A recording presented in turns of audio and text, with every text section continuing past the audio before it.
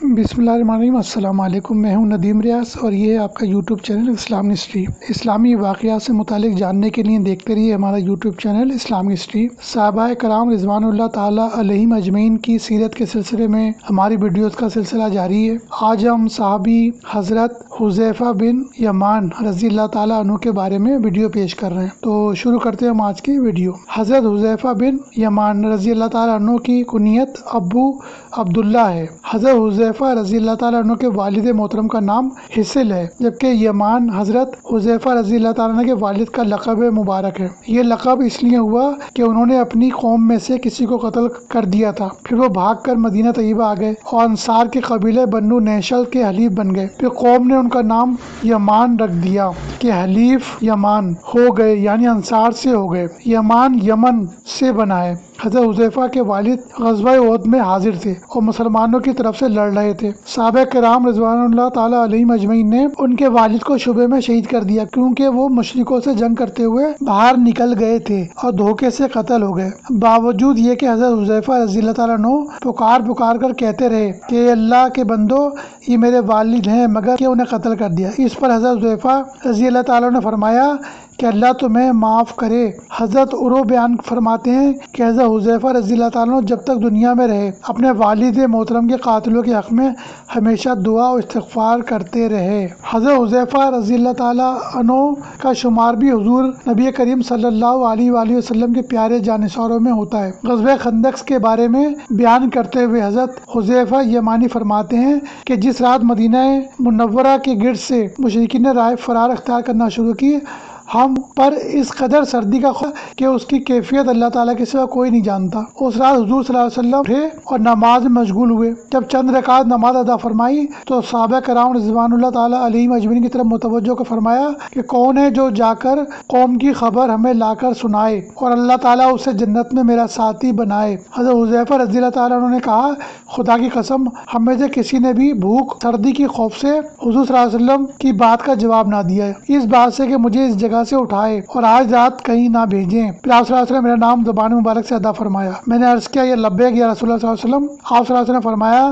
کیا تم آج رات میری حفاظت کر سکتے ہو تاکہ قیامت کے دن تم ہمارے ساتھ ہو؟ میں نے عرض کیا کہ ہاں یا رسول اللہ صلی اللہ علیہ وسلم۔ ایک اور روایت میں ہے کہ مجھے اپنے پاس بلایا اور فرمایا، اے حذیفہ رضی اللہ تعالیٰ عنہ، تجھے کیا چیز مانے ہوئی کہ تو نے میری بات سنی اور جواب نہ دیا؟ میں نے عرض کیا، یا رسول اللہ صلی اللہ علیہ وسلم، بھوک اور سردی۔ میری حالت یہ تھی کہ سردی کی وجہ سے میرا ایک عضو کانپ رہا تھا۔ حضور صلی اللہ علیہ وسلم نے مسکراتے ہوئے فرمایا، آگے آؤ۔ میں حضور صلی اللہ علیہ وسلم نزدیک ہو گیا۔ آپ صلی اللہ علیہ وسلم نے اپنا دست مبارک میرے سینے، کمر اور کندھوں کے درمیان پھیرا۔ ایک اور روایت میں ہے کہ میرے سر اور چہرے پر پھیرا اور میرے متعلق دعا فرمائی۔ اللہ کی قسم کہ خوف اور رعب مجھ سے جاتا رہا۔ پھر مجھے ارشاد فرمایا کہ قوم میں جاؤ اور ان کے حالات سے مجھے آگاہ کرو اور کسی پر دست درازی نہ کرنا اور تجھ سے کوئی حرکت سرزد نہ ہونی چاہیے یہاں تک کہ تو واپس میرے پاس پہنچ جائے۔ حضرت حذیفہ رضی اللہ تعالیٰ فرماتے ہیں کہ میں نے اپنے ہتھیار پکڑے اور خندق سے گزر گیا اور ایسا گرم ہو گیا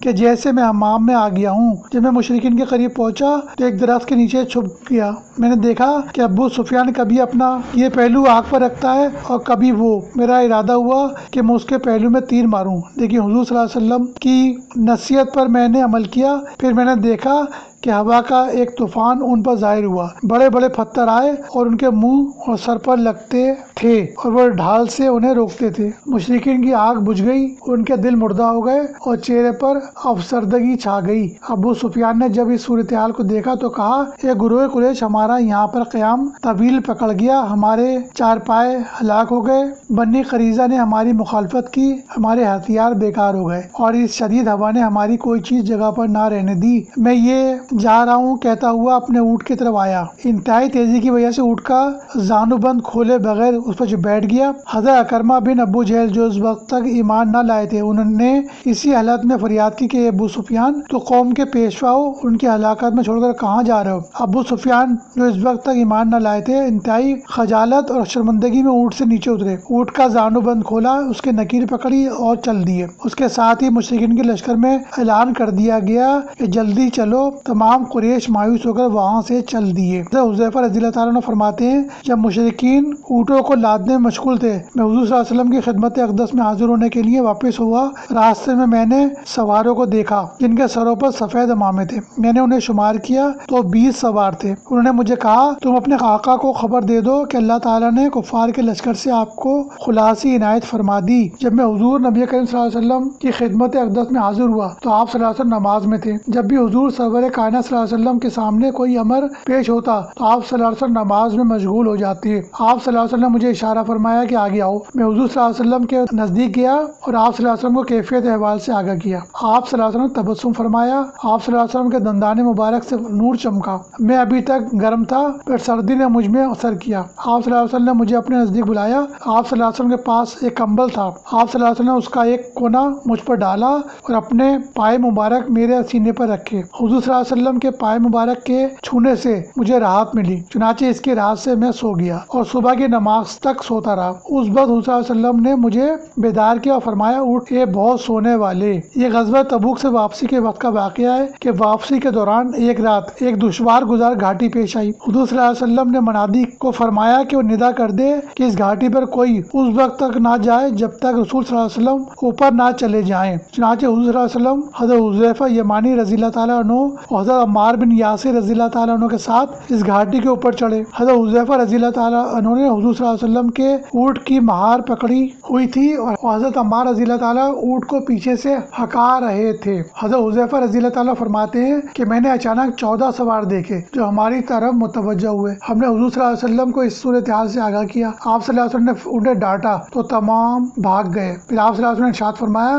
کیا تم نے اس قوم کو پہچانا؟ ہم نے عرض کیا نہیں یا رسول اللہ صلی اللہ علیہ وسلم۔ انہوں نے اپنے چہرے ڈھانپے ہوئے تھے۔ ارشاد فرمایا یہ ایک جماعت ہے جو قیامت تک منافق رہے گی اور تمہیں کچھ علم نہیں کہ ان کی نیت اور مقصد کیا تھا۔ ہم نے عرض کیا یا رسول اللہ صلی اللہ علیہ وسلم۔ ارشاد فرمایا وہ چاہتے تھے کہ اس گھاٹی میں میرے مزاحم ہوں اور میرے اونٹ کو بھگا دیں تاکہ میں گر پڑوں اور مجھے قتل کر دیں، نعوذ باللہ۔ ہم نے عرض کیا یا رسول اللہ صلی اللہ علیہ وسلم آپ صلی اللہ علیہ وسلم کیوں نہیں بھیجتے کہ تمام کو قتل کر دیں اور ان کے سر آپ صلی اللہ علیہ وسلم کے پاس لے آئیں؟ ارشاد فرمایا مجھے یہ بات پسند نہیں۔ عرب کہیں گے کہ ایک قوم کی مدد سے اپنے دشمنوں کے ساتھ جنگ کی پھر اس قوم کو قتل کر دیا۔ اس کے بعد ارشاد فرمایا یا اللہ ان کو 2 پیالہ کی بیماری میں مبتلا کر۔ میں نے پوچھا یا رسول اللہ صلی اللہ علیہ وسلم 2 پیالہ کیا ہوتا ہے؟ فرمایا آگ کا شعلہ ان کے دل میں پیدا ہوگا اور انہیں ہلاک کر دے گا، اور حکم دیا کہ ان کو ظاہر نہ کرنا۔ پھر ان کے ناموں کو حضرت حذیفہ رضی اللہ تعالیٰ عنہ اور حضرت عمار رضی اللہ تعالیٰ عنہ حکم دیا ان کو ظاہر نہ کریں اور اس قوم کو رسوا نہ کریں۔ حذیفہ رضی اللہ تعالیٰ عنہ بیان فرماتے ہیں کہ حضور صلی اللہ علیہ وسلم نے فرمایا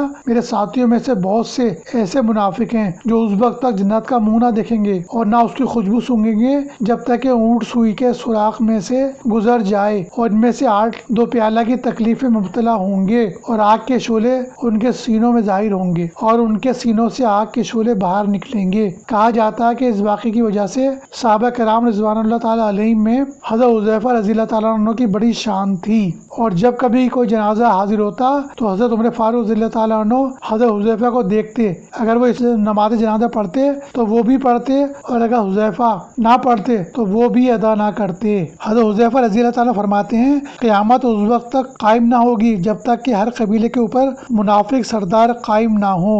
آپ رضی اللہ تعالیٰ عنہ سے مروی ہے حضور صلی اللہ علیہ وسلم سے ہر شخص خیر کی باتیں پوچھا کرتا تھا لیکن میں شر کی باتیں پوچھا کرتا تھا تاکہ میں اس سے اجتناب کروں۔ حضرت حذیفہ رضی اللہ تعالیٰ عنہ سے استفسار کیا گیا کہ کون سا فتنہ سب سے زیادہ سخت ہے؟ آپ رضی اللہ تعالیٰ عنہ نے فرمایا جب تمہارے سامنے خیر و شر دونوں پیش کیے جائیں اور تم ان دونوں میں سے کسی ایک کو دریافت نہ کر سکو۔ مسلم شریف میں حضرت حذیفہ رضی اللہ تعالیٰ عنہ سے مروی ہے کہ انہوں نے فرمایا مجھے حضور صلی اللہ علیہ وسلم نے قیامت تک تمام ہونے والے واقعات اور حوادث اور تمام فتنوں کی خبر دے دی ہے۔ حضرت حذیفہ رضی اللہ تعالیٰ عنہ بڑی شان والے صحابی تھے۔ آپ رضی اللہ تعالیٰ عنہ کو منافقوں کے بارے میں علم تھا۔ حضور صلی اللہ علیہ وسلم نے آپ رضی اللہ تعالیٰ عنہ کو منافقوں کی صفات کے بارے میں فرمایا تھا، اس لیے آپ رضی اللہ تعالیٰ عنہ منافقوں کی ذاتوں اور ان کی شخصیتوں اور ان کے ناموں کو خوب اچھی طرح جانتے تھے کہ کون کون ہے۔ حضرت حذیفہ رضی اللہ تعالیٰ عنہ اکثر فرمایا کرتے تھے کہ تم میں سے وہ لوگ زیادہ پسندیدہ نہیں جو دنیا کو آخرت کے لیے چھوڑتے ہیں، اور نہ وہ لوگ جو آخرت کو دنیا کے لیے چھوڑتے ہیں، بلکہ پسندیدہ وہ لوگ ہیں جو دونوں کو اختیار کریں۔ پھر ارشاد فرمایا دلوں کی 4 قسمیں ہیں،